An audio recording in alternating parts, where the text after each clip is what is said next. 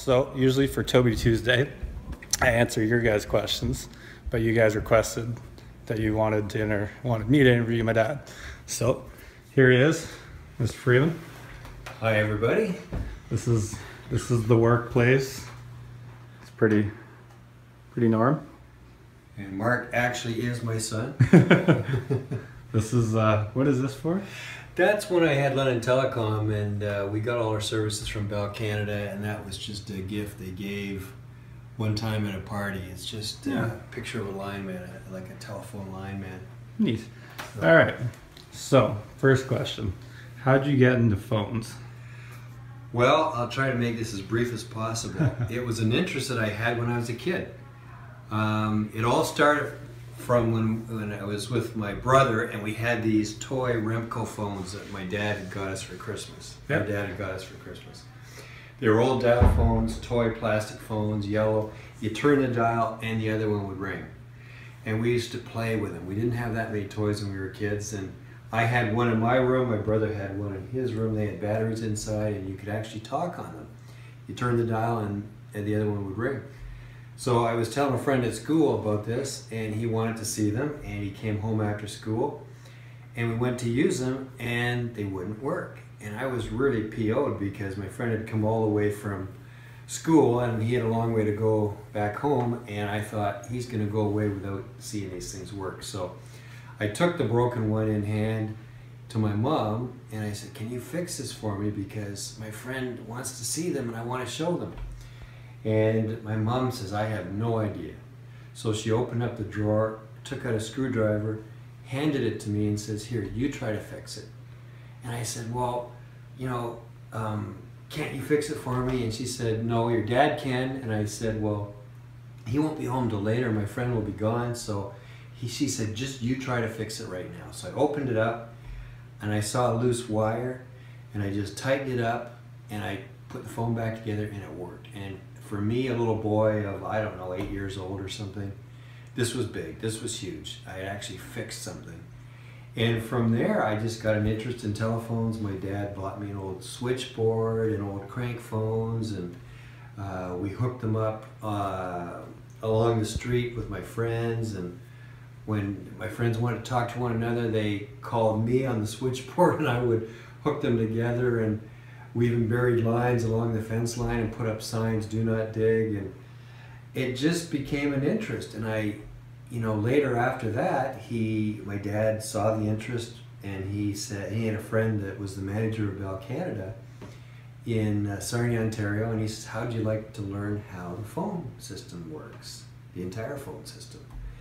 And I said, I'd love to. So my dad's friend took us to the Bell Canada building, to downstairs to the whole switching center, which at that time was not computers. It was like things that go up and over, and there was all this noise, and it's like gears and levers and things.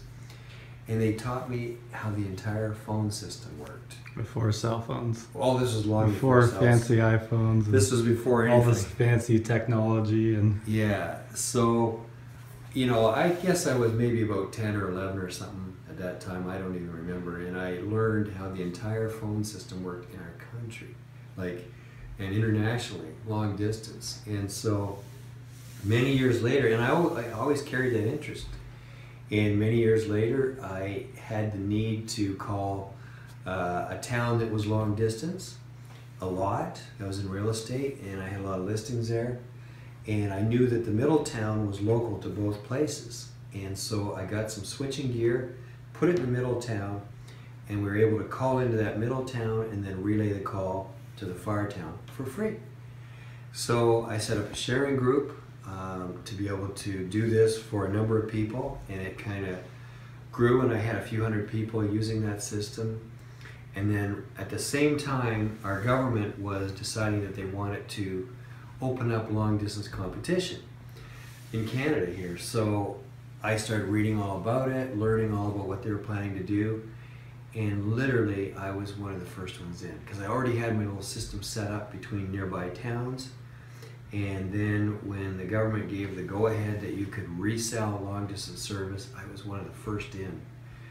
So, and then I didn't have any money to buy big switches, like, you know, multi-million-dollar switches. Couldn't get loans like that, so I just sold it on a flat rate basis.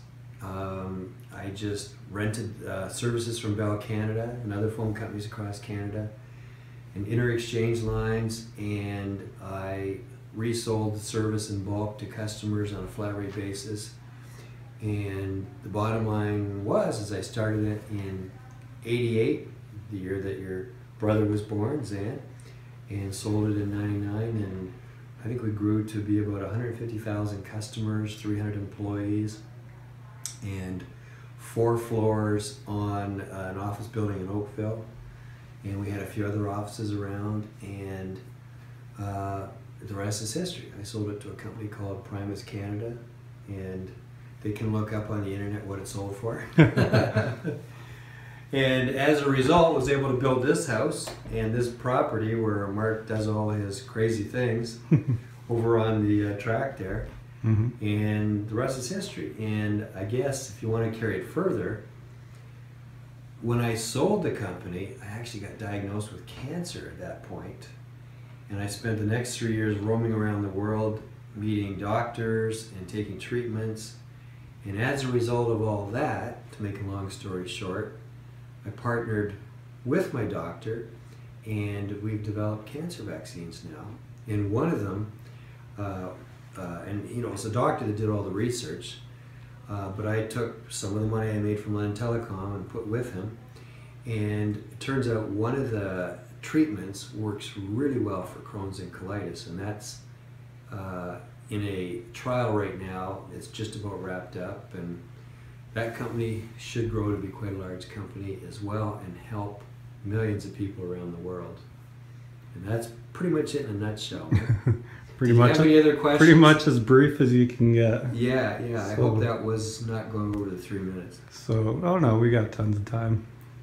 So basically, you sold London Telecom, then were retired, semi-retired? Well, semi-retired. Semi-retired. You know. Didn't have a plan for doing anything else, really? Well, I didn't at the time, but you know, when I got the cancer, and then I spent all that time and money roaming around the world researching about cancer and everything around it.